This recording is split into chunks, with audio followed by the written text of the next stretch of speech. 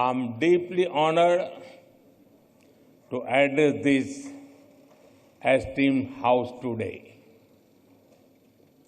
It is a privilege to be in Ghana, a land that radiates the spirit of democracy.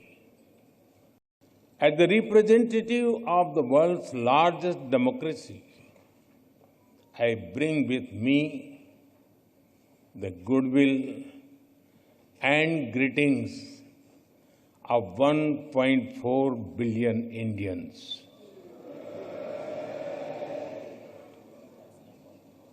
Ghana is known as the land of gold, not just for what lies under your soil, but as much for the warmth and strength in your heart.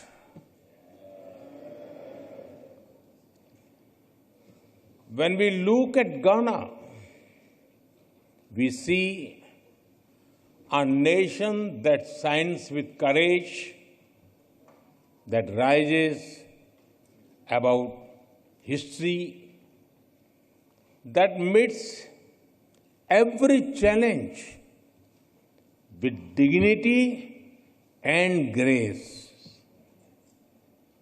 Your commitment to democratic ideals and inclusive progress truly makes Ghana a beacon of inspiration for the entire African continent. Last evening was a deeply moving experience. Receiving your national award from my dear friend, President Mahama, is an honor. I will always cherish that. इस सम्मान के लिए मैं 140 करोड़ भारतीयों की तरफ से घाना के लोगों का आभार व्यक्त करता हूं।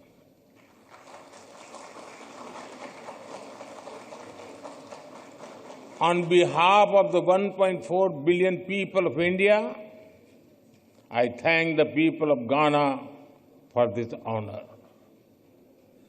I dedicate it to the enduring friendship and shared values that bind India and Ghana. Distinguished members, earlier today, I had the honor of paying tribute to a visionary and statesman and India is the mother of democracy. हमारे लिए लोकतंत्र एक system नहीं बल्कि संस्कार है। हजारों वर्षों से लोकतंत्र ने भारतीय समाज को निरंतर गति दी है। For us, democracy is not merely a system. It is a part of our fundamental values. From thousands of years ago, we have examples of centers like Vaishali. The Rig Veda, one of the world's oldest scriptures, says, Ano bhadraha kratavo yantu vishwataha.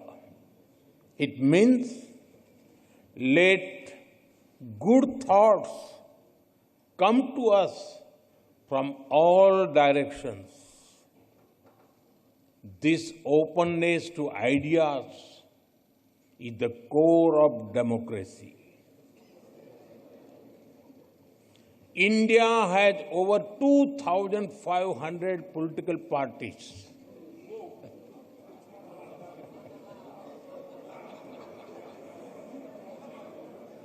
I repeat, 2,500 political parties.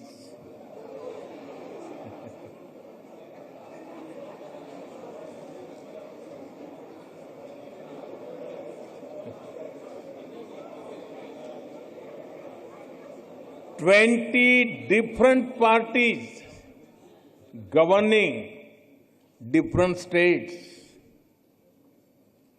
22 official languages, thousands of dialects. This is also the reason that people who came to India have always been welcomed with open hearts. The world is also facing new and complex crises such as climate change, pandemics, terrorism, and cybersecurity.